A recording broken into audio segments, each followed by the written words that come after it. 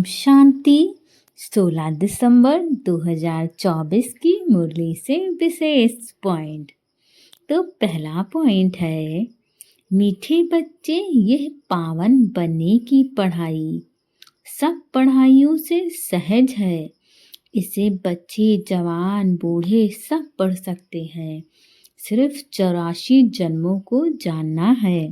अर्थात बाबा जो हमें मुरली के माध्यम से ज्ञान सिखा रहे हैं, पवित्र बनने का, देवी देवता बनने का, ये किसी भी आत्मा के लिए लिमिटेड नहीं है।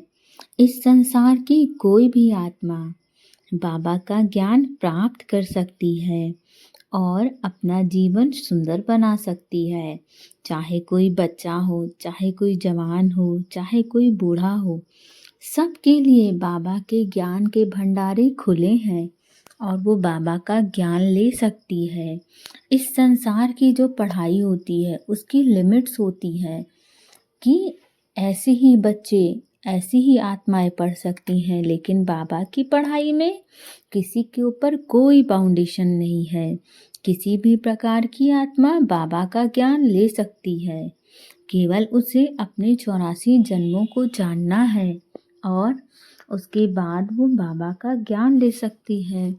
और उसके बाद क्या, बाबा का ज्ञान तो वो सभी आत्माएं लेना शुरू कर देती हैं जिनका बाबा से परिचय हो गया है, और बाबा का ज्ञान लेते लेते ही उनको 84 जन्मों के ज्ञान के बारे में पता चलता है। इसीलिए बाबा के खजाने समस्त आत्माओं के लिए खुले हैं। डिपेंड करता है कि हम बाबा का ज्ञान लेना चाहते हैं कि नहीं। बाबा तो बाहें खोल खोल के समस्त आत्माओं तक, हम बच्चों तक अपना ज्ञान पहुंचा रहे हैं। अगला पॉइंट है, ज्ञान सागर बाप जो रोज बेहद की पढ़ाई पढ़ते हैं, उस पर विचार सागर मंथन करना है। जो पढ़ा है वो दूसरों को भी जरूर पढ़ाना है।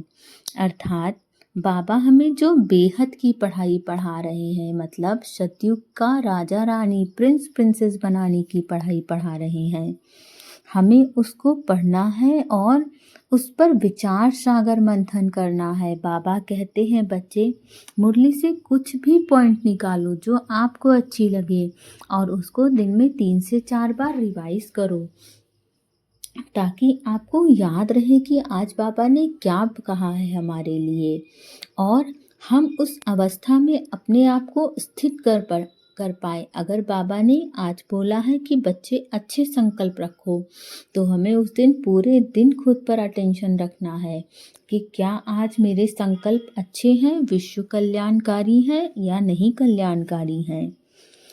इसीलिए जो बाबा हमें ज्ञान देते हैं, जो मुरली सुनाते हैं, उसको प्रतिदिन सुनना है और खुद तो सुनना ही है, उस पर विचार सागर मंथन भी करना है और दूसरी आत्माओं को भी सुनाना है, ताकि वो भी अपना ज्ञान बाबा से प्राप्त कर सके और अपना सुंदर भाग्य बना सके।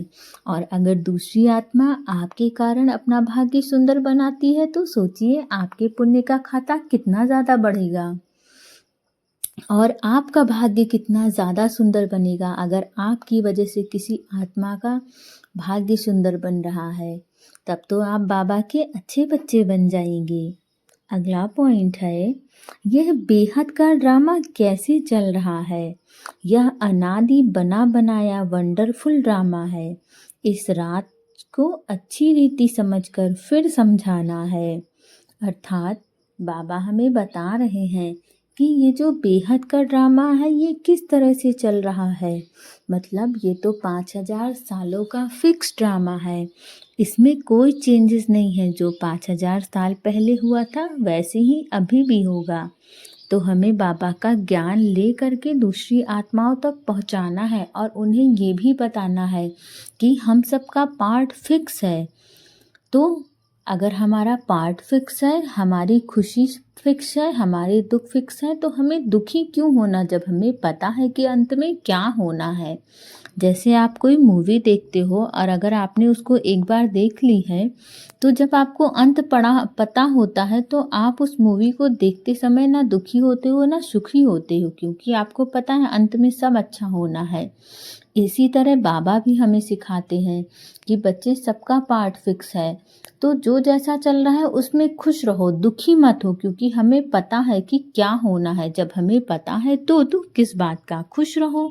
और अगर हम खुश रहते हैं तो हमें खुश करने वाली चीज़ हमारे पास स्वतः आती है, जिसे आजकल की भाषा में लॉ ऑफ अट्रैक्शन कहते हैं। हमारे पास हमें खुश करने वाली चीज़ें आएंगी, और अगर हम दुखी रहते हैं तो हमें दुखी करने वाली चीज़ें आएंगी। डिपेंड आप पे करता है, आप खुश रहना चाहते हैं कि दुखी। बाबा तो अपने बच्चों को हमेशा सिखाते हैं कि मेरे बच्चे हाई वाइब्रेशन में रहे, हमेशा खुश रहे, हमेशा उच्च संकल्पधारी बच्चे बने, देवी देवता बने। बाबा तो हर बार प्रयास करता है। अब बारी हमारी है कि हम क्या चाहते हैं अपने जीवन में। और मुझे पता है कि समस्त आत्माएं अपने जीवन में खुश रहना चाहती हैं, तो जैसा जैसा बाबा मुरलियों में कहते हैं वैसा वैसा करना शुरू कर दीजिए। फिर आप अपने जीवन में चमत्कार देखिए, क्या से क्या होता है। अगला पॉइंट है, पवित्रता की श्रेष्ठ धारणा द्वारा एक धर्म के संस्कार वाले समर्थ सम्राट भव।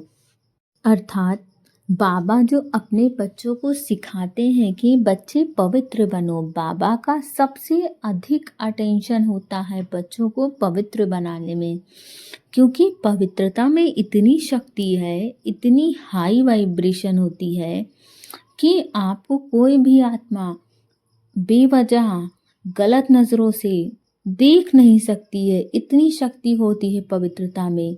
एक बार ऐसे ही मैं एक वीडियो सुन रही थी, तो उसमें बता रहे थे अनुभव, दो बहनें थी आश्रम में और सेंटर में, और कोई नहीं था, और दोनों योग कर रही थी। पवित्र बहनें थी, पवित्र आत्माएं थी, योग कर रही थी। उस समय चोर आ गए, और चोरों के बारे में बहनों को पता चल गया कि चोर आए हुए हैं। बहनें योग कर रही थी, योग करते हुए वो उठी नहीं, क्योंकि उन्हें पता था कि बाबा सब देख लेगा। और जैसे उन चोरों ने उस सेंटर का गेट छुआ, गेट से इतनी तेज उनको करंट का फील हुआ, वो जाके गिर गए। फिर बाद में पता चला कि बहनें योग कर रही थी, पवित्रता की शक्ति उनके अंदर थी। तो आप अंदाज़ा लगा सकते हैं कि पवित्रता की शक्ति में कितनी पावर है। इसीलिए बाबा बार बार हमें सिखाते हैं कि बच्चे पवित्रता की श्रेष्ठ धारणा अपने अंदर रख के एक धर्म के संस्कार वाले समर्थ सम्राट भव। जब हम पवित्र रहते हैं तो हमारे अंदर बहुत शक्ति होती है। हम किसी भी कार्य को बहुत सुंदरता के साथ उसे अवतीर्ण कर सकते हैं, उसको सक्सेसफुल बना सकते हैं, अगर हमारे अंदर पवित्रता की शक्ति है। अगला पॉइंट है, विजयी रत्न वही बनते हैं जिनकी सच्ची प्रीत एक परमात्मा से होती है। अर्थात अगर हम अपने जीवन में किसी भी क्षेत्र में सफलता चाहते हैं तो हमें सबसे ज़रूरी बात है बाबा से प्रेम रखना है। आप सच में अनुभव करके देखिए, आप अपने जीवन में बाबा बाबा करते रहिए और बाबा आपके लिए सफलता के हजारों रास्ते खोल देगा। आपके जीवन की समस्या को रुई बना के उड़ा देगा, आपको पता भी नहीं चलेगा कि क्या चल रहा है। लेकिन शर्त यह है कि आपको परमात्मा के साथ सच्चा प्रेम रखना होगा। बाबा के साथ दिखावे वाला प्रेम नहीं होना चाहिए कि जब आपको ज़रूरत पड़े तब बाबा को याद करिए। बाबा को हर क्षण याद करिए और आप फिर अपने जीवन में चमत्कार देखिए, बाबा क्या से क्या आपके जीवन में करता है। तो अगर हमें सफलता चाहिए तो हम बाबा से सच्ची प्रीत रखें, दिखावे के लिए नहीं। ओम शांति।